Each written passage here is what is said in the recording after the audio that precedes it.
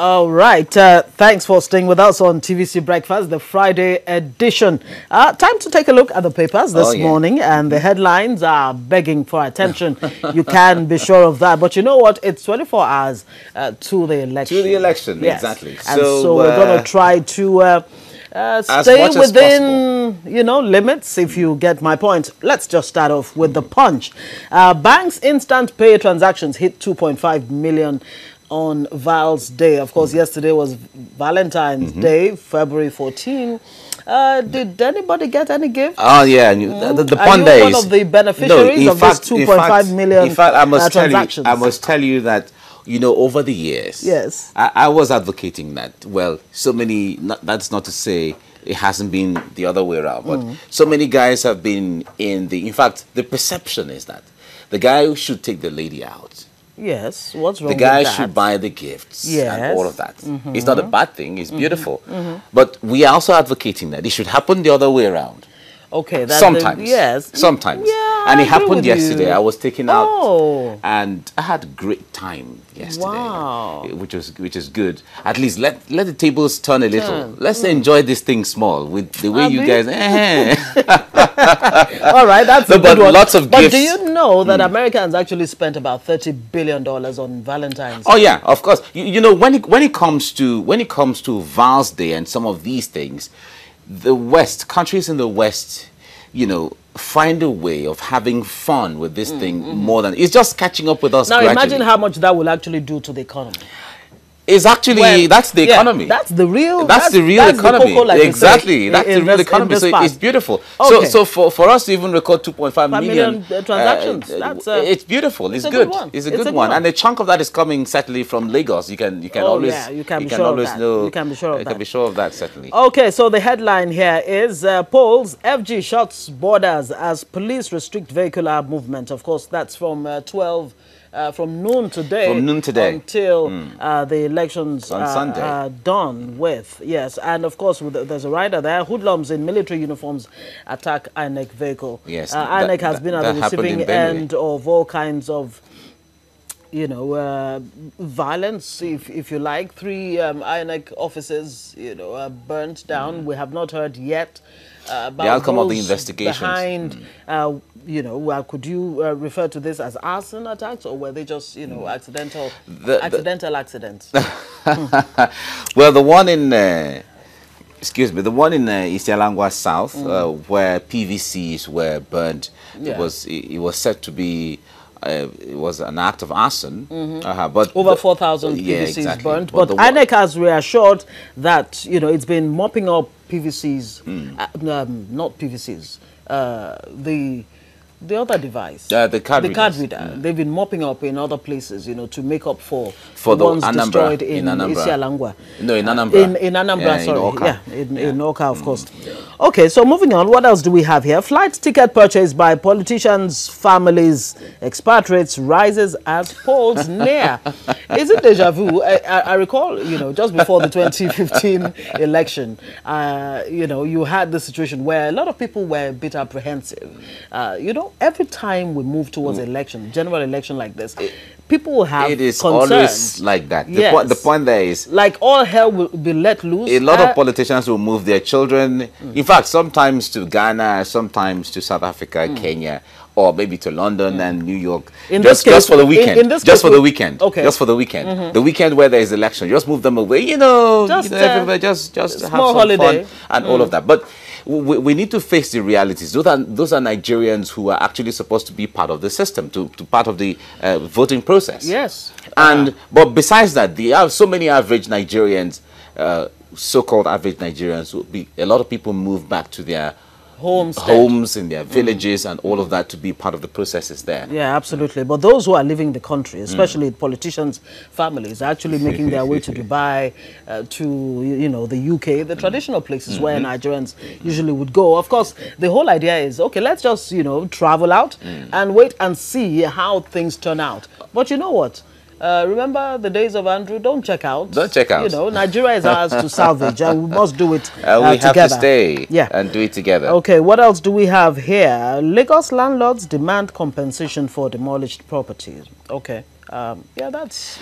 Well, although I've not read the details of that story, but if the house has been demolished, two things. If they have the papers, the CFO and all the other, documents proving that this properties belong to them, definitely the state will, sometimes homes or structures can be demolished if there's going to be an expansion of a road or something. A sign of progress. Exactly, sign of progress. But on the other hand, it could also be that if the building or structure is an illegal structure, standing on the right of way and all of that, I've not read the detail of that story, so I wouldn't know, but okay, one of those. That's it. And there's a picture story there. Yes, indeed. You can see the INEC boxes there, and this gentleman is he is overloaded with documents as election materials are being distributed in different local governments, and this is actually happening in Kano. And of course, you can be sure that the same thing is going on in other parts. In other parts, of the country. Every part of the country. Yeah. It's really interesting. Okay, that's it. All right, The Nation is our next paper now.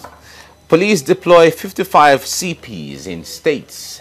All right, there's a lot and lots of deployment of security agencies across the country for the election. We hear about 800,000 or so, about 850,000. Yeah, that's putting police, putting all the security agencies, all the security, customs, immigration, road safety, depending on what assignment they're carrying out one way or the other, just to with DSS as well.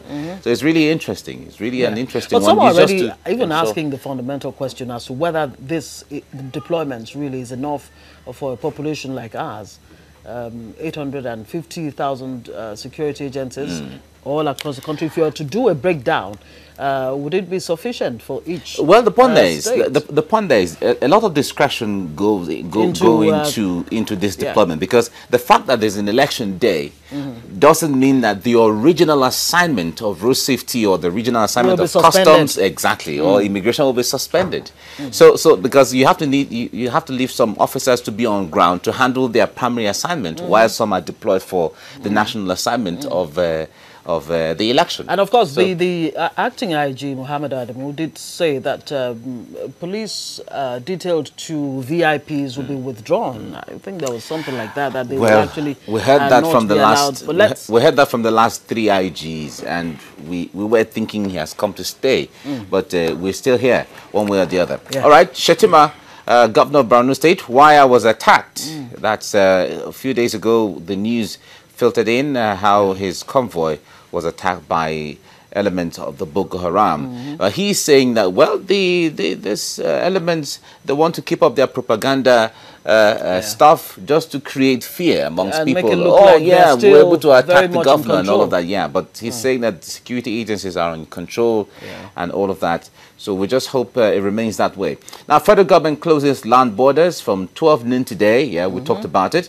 And vehicular movement restricted from 6 a.m. to 6 p.m. Tomorrow. Okay. And then another headline here says, suspended ASU chair opens can of worms.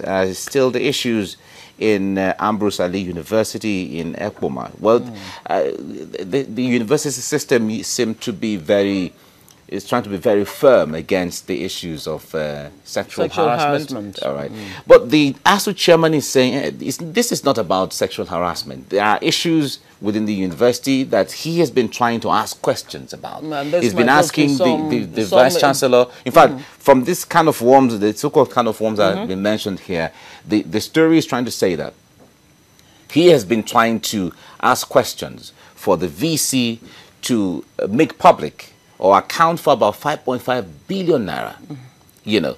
And then besides that, he also accused the VC of promoting his wife from a typist to electoral one, you know. So he's saying that it is because of this, exactly. That's why a level of victimization. That is what he's saying. That's what he's saying. So all right. Well, this really has to be investigated. Both sides need to be investigated so that Nigerians the beauty of it, is that every university has a procedure for handling all of this kind of thing. So we hope that we can get the right kind of closure to it at the end of the day. That's the nation now. That's okay. To the Vanguard, go vote without fear. Buhari charges Nigerians. Of course, the president, you know, did that national broadcast yesterday, where he tried to reassure international observers that they should feel safe. There's going to be nothing negative happening to them, and that any statements, any threats to you know, the welfare of international observers is not a representation of what's the mindset of the Nigerian government. So he more or less distanced himself from that, you know, statement as you about body bags, you know, and all of that. Yeah.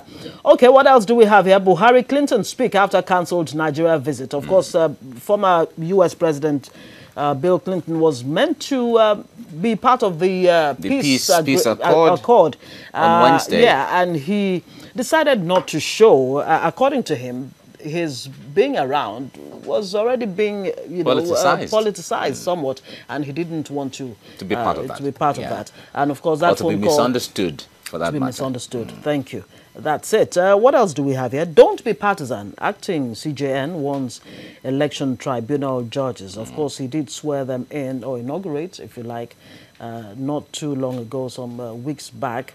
And he's saying they should not be partisan. About 250 or so of them that will be looking into post-election issues, if and, of course, when they do arise. And 91 million Nigerians now live in extreme poverty. World Poverty Clock is revealing that. We're still on this from issue. 80 something million. Yeah.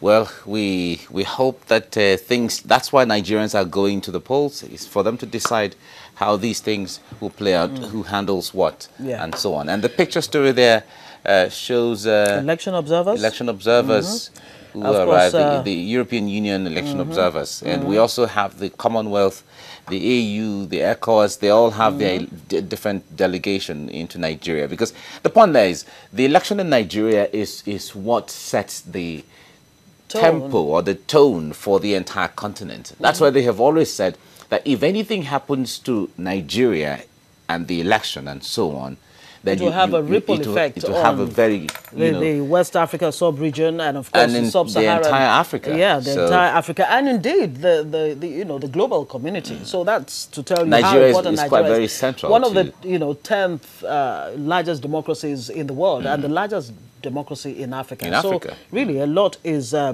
tied to Nigeria successfully conducting this election. Can we maintain the 2015 standard, or are we going to improve it, or are we going to drop We're looking forward to improving it. Yes, we're looking forward to improving it, because if you feel the pulse from INEC precisely, INEC trying to be a little more firm. You know, where originally one would say, okay, you know, influences here and there, but INEC has been very resolute, you know, when it comes to how they want to go about this election and all of that. And countries like the US have actually been speaking to INEC not to be intimidated by all these allegations of taking sides or supporting one party or being biased one way or the other. And then the security agencies, the police and all of that, they have also the acting IG who came on board. You know, if you read his body language and how he's resolute about going about this, you know, conducting the, creating safety or ensuring safety for the election. Of security. It tells you that actually there's nothing to worry about. Yeah, and he has said it over and over again. You know, he's going to be fair to all sides, all parties involved. There's not going to be any kind of partisanship on the part of police officers, of course, and of course the other security agencies that will be deployed so we just during hope, the election. Yes, so we just hope there's going to be a great improvement over what happened or how the 2015 election went, when it comes to transparency, when it comes to openness, when it comes to participation, when it comes to safety, you know, and all of that. So that's the area. But so everybody really is a stakeholder as far as ensuring that security is, you know, is concerned. Exactly. In Nigeria, and it's not just INEC or the security agencies. Nigerians themselves, the political parties, the electorate, everybody involved has to ensure that you know, they bring to bear on this election, that which at the end of the day will make Nigeria look good and to show and demonstrate that really we are maturing in our democratic evolution so far. 20 years of uninterrupted democracy since in the Fourth Republic. 1999, Exactly. and this will be the 6th time that Nigeria we're going into the election to the polls. And if you make comparison between this election we're having now with the previous one from 1999, 2003, 2007, 2011, and 2015, you will see some semblance of some improvement here and there. We haven't gotten it But why exactly do we still right, approach the election with such a level of trepidation?